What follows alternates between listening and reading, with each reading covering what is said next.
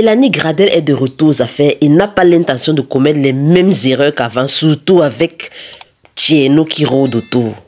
Ce dernier lui-même qui avait la préparation de Mélanie doit se retrousser les manches parce qu'elle est prête et lui-même il sent qu'à l'heure s'il n'a pas les bonnes stratégies, il va tomber. Pendant ce temps, voici Aminata qui a mis Prince dans les problèmes. Oh, l'affaire d'Etienne Diatta là, Dieu seul sait d'où est-ce que ça sort.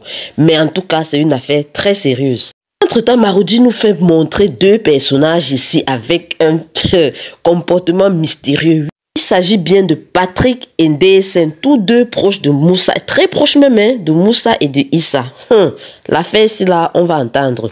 Issa, toutes les affaires te concernent directement et c'est comme ça que tu es mis de côté par ton chef. Mais est-ce que les autres te comprennent alors? Surtout, Jessica qui à l'heure si t'en veux, mais comment le gars s'il peut être dans la police et il ne fait rien, il ne bouge même pas le petit doigt? Si elle savait qu'en fait tu as les mains juste liées, Et enfin, Paul Gradel qui a finalement été arrêté pour le meurtre de Maître Bengue. Mais c'est la blague ou quoi? Nous tous là, on sait que ce n'est pas ça, mon frère. Vous voulez nous montrer quoi? Pardon, passons aux vraies choses.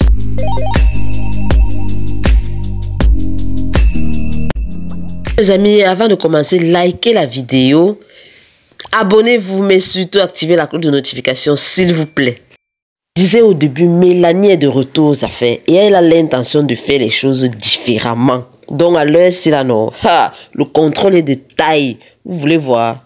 Même si on sait que M. Tieno est là pour lui préparer les grandes surprises, à l'heure, c'est là, comme je dis là, lui-même, il va baver pour lui rendre la tâche difficile. Oui, parce qu'elle-même, là, elle est prête. Au vu de la réunion, sinon, elle est prête. Mélanie est prête et tout le monde, heureusement, son entourage est tout aussi prêt qu'elle. Donc, tout le monde a compris qu'à l'heure, si Tieno est l'homme à battre et donc il faut se méfier de lui. La confiance n'exclut pas la méfiance. Lui-même, comme c'est un homme aguerri, il a vite compris. Quand il allait raconter à Maître Dabo que, mais comme tu vois là, ça ne sera pas une mince affaire, hein, parce que là, Mélanie est sur ses gardes. Mais on connaît Tieno, non, c'est l'homme de la situation. Il a toujours plus d'un tour dans sa poche. Une chose est sûre, la bataille sera rude, parce que oui, entre l'entreprise de Mélanie Gradel et Tieno à côté là, le feu. Cependant, quelque chose m'intrigue un peu. Durant leur conversation entre Tieno et Maître Dabo, Maître Dabo a fait comprendre que, mais est-ce que tu maîtrise même les frères là, c'est-à-dire Rob et son frère là, parce qu'ils n'ont pas l'air d'être des enfants de enfants de cœur, hein. J'espère que Tieno lui-même ne met pas sa main sur quelque chose qui va le dépasser après. Il semblerait que ces deux-là seraient des céréales, je ne dis rien. En tout cas, ils ne sont pas les enfants de cœur comme j'ai dit plus haut. On sait tous que on monte, on descend, Moussa va se réveiller.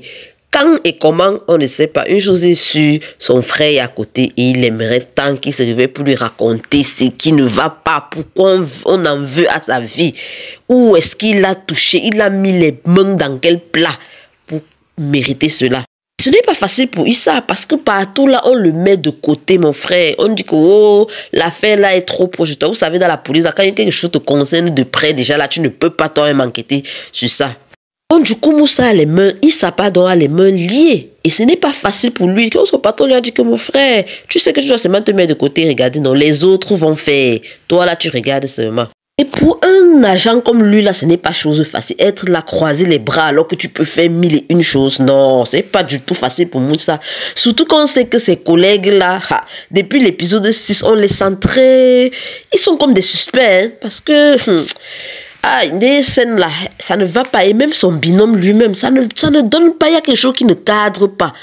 Donc, est-ce que Moussa ne serait pas... Pardon, Issa, ouais, désolé, je me trompe, moi, Moussa, Issa, c'est la même chose. Mais vous me comprenez. Je disais donc, est-ce que Issa là n'a pas mis ses mains entre, ou sa vie, ou la vie de son frère, entre les mains de mauvaises personnes? Les gens qui disaient être proches de lui là, est-ce que ce n'est pas eux là qui va les trahir? Parce que là...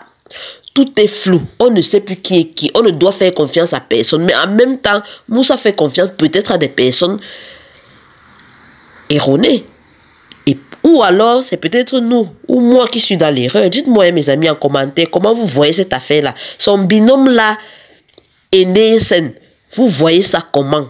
Comme si ça ne suffisait pas, même Patrick, l'ami et le bras droit de Moussa lui-même n'est pas des restes. Il a un comportement bizarre lui aussi. On espère vraiment qu'il ne s'agit pas d'une trahison et qu'il serait quelque chose. Mais plutôt qu'il sait quelque chose qu'il ne voudrait pas avouer à Issa. Que peut-être Moussa l'a mis dans la confidence et que pour lui aussi c'est difficile à gérer. Parce que si c'est le contraire, que c'est lui qui est en train de trahir Moussa comme ça là, non, ça fait moche, je vous assure. Ce serait très très moche. Oui, revenons à Issa. Même Jessica avait noté que non, on a l'impression qu'il ne fait rien là pour son frère. Ha. Mais en tout cas, elle est venue gronder là. On lui a fait comprendre, Patrick et Issa lui ont fait comprendre que mon ami, c'est pas comme ça ma chérie. Là, on est en train de gérer, ce n'est pas évident comme tu penses là. On va trouver la solution. Ouais, pauvre Jessica, vous vous imaginez être à sa place comme ça là, à peine mariée. Tu vois ton mari là, comme ça, là, dans le coma, tu ne sais même pas s'il va vivre. Le gars est entre la vie et la mort. Et tu as l'impression que personne ne fait rien autour pour le sortir de cette situation, pour trouver les coupables. Et ça te fout la rage. Même si c'est n'importe qui va bavarder comme ça. Mais en tout cas, Issa lui a fait comprendre que ma chérie, c'est pas comme ça. Laisse, on est en train de réfléchir. Comme tu vois là, c'est mon frère. Tu crois qu'il peut rester là comme ça, je ne fais rien. Alors que mon frère est dans une situation pareille. Mon frère, je l'aime. Non, Jessica, je dis que tu l'aimes, non. Mais moi, sache qu'à l'heure, là, c'est mon mari. Donc, moi aussi, je l'aime. Même s'il faut donner ma vie pour lui, je donnerai. Ah, l'amour. Anyway, ils ont compris qu'il faut qu'ils se mettent ensemble pour trouver la personne qui est coupable. Souvent, tout est lié. N'est-ce pas la question sur laquelle Moussa travaillait était liée à cet Etienne Diatta. Voilà ça que Aminata a mis Prince dans les problèmes. Etienne Diatta, qui es-tu? Tu qui es? Tu es qui? Dis-nous. Parce qu'on a l'impression que c'est la nouvelle tournure de la saison 2 d'Impact. Tout tourne autour d'Etienne Diatta.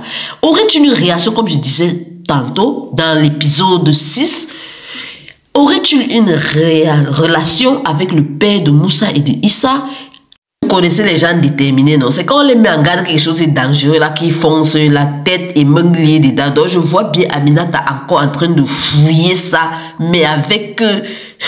aïe, oh, je ne veux même pas imaginer. Mais Prince l'a prévenu, c'est une affaire qui est très... Donc, ça les piquant, mon frère. Donc, à l'heure, quand quelqu'un s'y frotte, il va raconter les problèmes en route.